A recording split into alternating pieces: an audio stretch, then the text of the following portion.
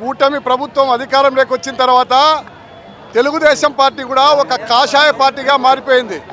ఈరోజు 17 medical కళాశాలల్ని private భాగస్వామ్యంతో medical కళాశాలలు నిర్వహిస్తామని చెప్తా ఉన్నారు. అవన్నీ కూడా 17 మెడికల్ కళాశాలలు ప్రభుత్వ మెడికల్ కళాశాలలు. అవన్నిట్లో కూడా జగన్మోహన్ రెడ్డి 107, 108 జీవో ఇచ్చాడు.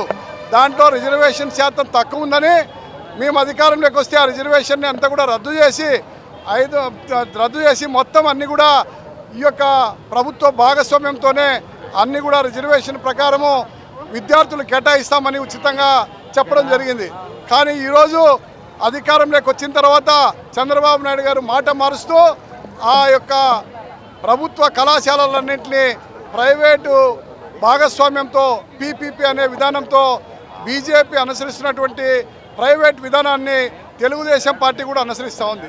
అంటే విద్యను వైద్యాన్ని ప్రజలకు అందకుండా, లేదంటే పేద మధ్యతరగతి ప్రజలు వాళ్ళ పిల్లలు విద్యను అభ్యసించకుండా చేసేదానికోసం, ఇది ఒక కార్పొరేట్ వ్యక్తులకు మాత్రమే విద్యను పరిమితం చేసేదానికోసం ఈ యొక్క కూటమి ప్రభుత్వం కంకణం కట్టుకుంది.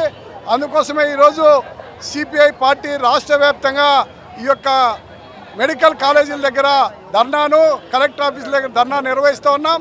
ప్రభుత్వం తక్షణమే 590 జీవోను రద్దు చేయాలా, అదేవిధంగా 50% రిజర్వేషన్ని మరి ఈరోజు ఇవ్వాలని చెప్పి కోరుతా ఉన్నాం ఎస్సీ, ఎస్టీ, బీసీ మైనార్టీలకి. దాంతోపాటు ఈరోజు మరి 2500 సీట్లు మెడికల్ కాలేజీ సీట్లుంటే ఆ సీట్లన్నీ కూడా అమ్ముకునేదానికి ప్రైవేట్ వ్యక్తులకి మీరు దారదత్తం చేస్తూ ఉన్నారు. అంటే ఒక్కటి కూడా వెనకబడిన వర్గాలకి, దళితులకు, అదేవిధంగా మైనార్టీలకి ఆ సీట్లు దక్కకుండా వైద్య విద్యని దూరం చేస్తూ ఉన్నారు. కాబట్టి ఈరోజు ఉచితంగానే ప్రభుత్వము మరి ఈరోజు మెరిట్ పైన వచ్చినటువంటి వారందరికీ కూడా రిజర్వేషన్ ప్రకారం కూడా ఇవ్వాలా, మెరిట్ ప్రకారం కూడా ఇవ్వాలా. ఈ యొక్క ప్రైవేట్ వ్యక్తులతో ఇస్తే ఏముంది, వ్యాపారం అది.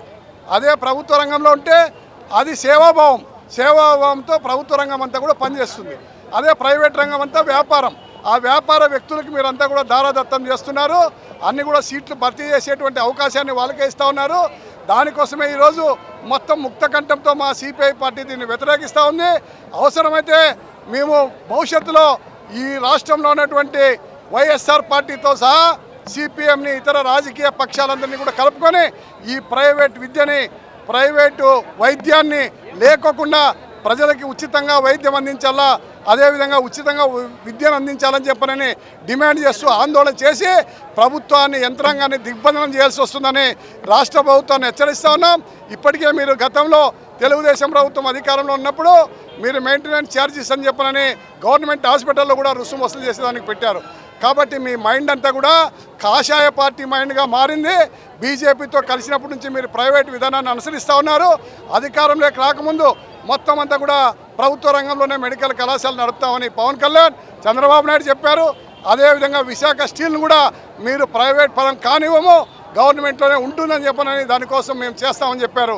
అధికారంలోకి వచ్చిన తర్వాత అన్నీ కూడా ప్రైవేట్ పరం చేస్తూ ఉన్నారు. ప్రైవేట్ పరం చేసి ఉడిగం చేస్తూ ఉన్నారు ప్రైవేట్ వ్యక్తులకి. ఈ రకంగా మరి ప్రజలందరికీ కూడా, పేదలకి, మధ్యతరగతి ప్రజలకి అందరికీ కూడా వైద్యము, విద్య అందకుండా చేస్తూ ఉన్నారు. దీనిపైన ఎట్టి పరిస్థితుల్లో రాజీ పడేది లేదు. చంద్రబాబు నాయుడు గారిని హెచ్చరిస్తూ ఉన్నాం. ఇప్పటికైనా మీరు ఆ జీవోలను రద్దు చేసి ప్రైవేట్ వ్యక్తులకు ఇవ్వకుండా మరి ప్రభుత్వ రంగంలోనే ఆ విద్యా సంస్థలు నిర్వహించాలని, ఆ 17 మెడికల్ కాలేజీ కూడా ప్రభుత్వ రంగంలోనే నిర్వహించాలని డిమాండ్